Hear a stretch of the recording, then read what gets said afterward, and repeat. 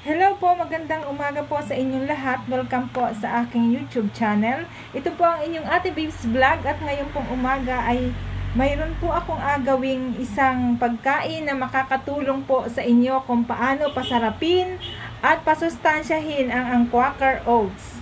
Ito pong Quaker Oats ay masustansya din at masarap na pagkain, lalo-lalo na po sa mga nagda-diet, sa matataas ang kolesterol, sa may mga sakit sa puso.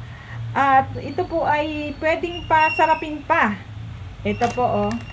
Ito pong original na Quaker Oats ay pwedeng i-mix ng banana na Quaker Oats flavor para hindi na po kayo maglagay ng asukal o kaya ng gatas. Pwede na po yung tubig laang. Okay? Ito pong aking lagayan ay meron na pong mainit na tubig. Buksan po natin. Lagyan po natin ng original na Quaker Oats. Ayan. Ito po ay matamis na Ito pong banana flavor. Mayroon na po itong tamis. Ito na po yung pampalasa niya. Ayan. At para po lalo siyang sumustansya o sumarap, lagyan po natin ng isang perasong hinog na saging. Ito pong hinog na saging ay mayaman po ito sa potassium. Kaya pwedeng-pwede po itong kainin ng mga nagda-diet. Ito po oh. Takpan po natin. Yan. Ialog po ng kaunti. At ilagay po natin sa mixer. Yung pong mga walang mixer, pwede po naman ito na ilagay lang sa tasa at durug-durugin po yung saging. Ito po namang mixer ay pang papinong-pino lang kung talagang gusto niyo po yung pinong-pino.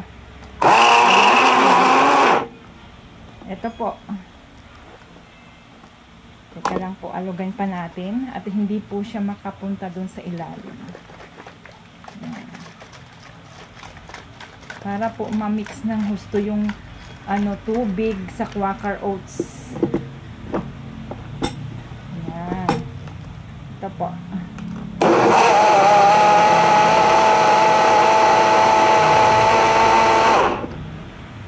Tingnan po natin kung mix na talaga.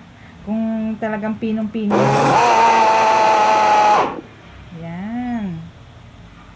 Simula po nung nag-diet ako, yung Quaker Oats na po ay isa na yan sa aking menu sa araw-araw. Tingnan po natin. Ayun po, oh, pinong-pino na po siya. Pwedeng-pwede na po itong kainin. Yan. Buksan po natin. Tingnan natin. Ayan na, usok-usok pa po. Mainit po. Pinong-pino na po siya. Ito po, oh, tingnan po ninyo. Uy, talagang ito na po ang ating healthy Quaker Oats na mas pinasarap. Sana po ay manatutunan kayo sa inyong Ate Babes at ito po ay ready ng kainin. Thank you po sa inyong lahat at kumusta po sa lahat ng aking mga viewers, mga supporters, mga kaibigan, mga BFF at kapamilya. God bless you all. Thank you for watching.